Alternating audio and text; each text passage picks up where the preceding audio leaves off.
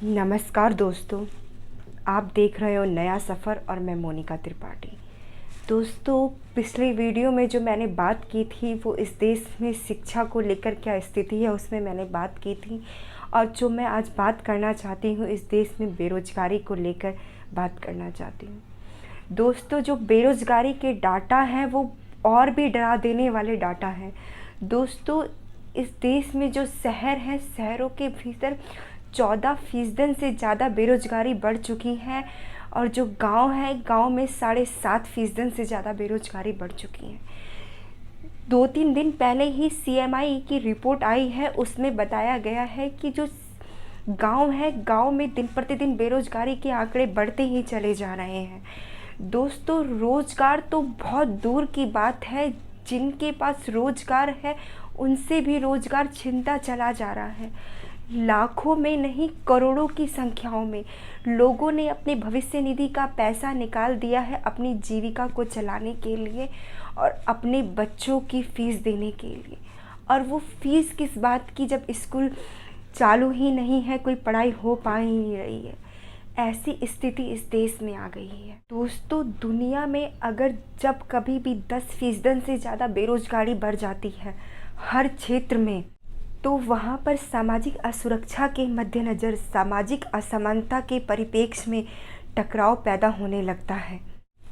दोस्तों, भारत में इस वक्त 14% से ज़्यादा बेरोज़गारी बढ़ चुकी है, और जिन लोगों के पास डिग्रियां हैं और जो लोग गांव से डिग्रियां लेकर शहरों की तरफ नौकरियों के लिए जा रहे हैं, तो वो भी आज जान लीजिए, दिल्ली, मुंबई, चेन्नई, कलकत्ता, ये सब के सब शहर आज नेगेटिव की स्थिति में आ गए हैं, यानी नौकरी ना दे पाने की स्थिति में, यानी रोज़गार जो है भी वो भी छिनता चला जा रहा है। दोस्तों, ऐसी स्थिति इन सब शहरों के आगे आ गई है।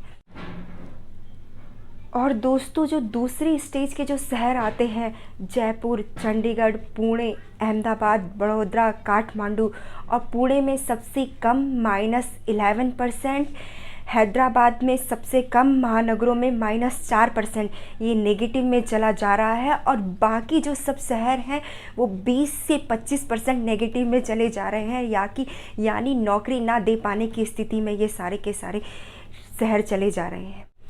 दोस्तों, जो naukri.com है उससे जो जानकारी निकल के आई है कि इस देश में जो थोड़ी सी भी जो नौकरियां बची हैं वो लीगल फील्ड में बची है, यानी सेमी कंडक्ट, इलेक्ट्रॉनिक, जो थोड़ी सी जो नौकरियां बची हैं वो शिपिंग के क्षेत्र में नौकरियां बची। और दोस्तों, आप जानना चाहोगे कि इस देश के भीतर की स्थिति क्या है। -10% तक इस देश के भीतर में defence, government, pharma, chemical research, plastic and chemical के बीच में जिनको नौकरियां चाहिए वो नहीं मिलेगी।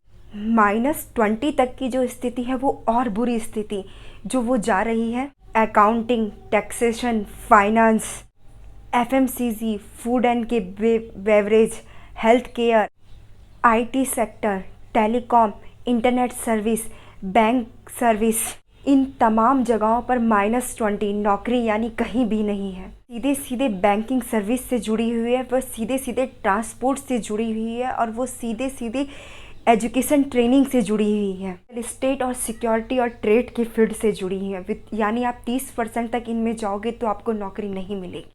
इन सभी जगहों में नौकरी -30% तक चली गई है। और सबसे बुरी हालत जो लगातार इस देश में बनी हुई है तकरीबन 3, 4, 5 साल से, वह क्षेत्र लगभग 30% से लेकर 50% तक की स्थिति को झेल रहा है माइनस में। वह क्षेत्र होटल मैनेजमेंट का क्षेत्र है, एयरलाइन ट्रैवलिंग का क्षेत्र है, रिटेलिंग का क्षेत्र है, हीरे जवाहरात का क्षेत्र है। NGO और जो सोशल वर्क से जुड़े हुए काम हैं वो भी नेगेटिव में चले गए हैं, क्योंकि इस देश में रोजगार ही नहीं है। क्योंकि सरकार खुद ही बता रही है, जो अप्रैल 2020 और से अप्रैल 2021 के बीच में जो लोगों की नौकरियां गई हैं वो 18 करोड़ 70 लाख लोग हैं जिनकी नौकरियां गई हैं, और अप्रैल 2021 में 7.5 करोड़ लोगों ने अपनी नौकरियां गंवा चुके हैं। ऐसी स्थिति इस देश में है। इसके बावजूद जो युवाओं का तबका है वो इंतज़ार कर रहा है वैक्सीनेशन का। 18 से 44 साल की उम्र के बीच में वो ऐप टटोल रहा है कहीं से हमें कुछ मिल जाए।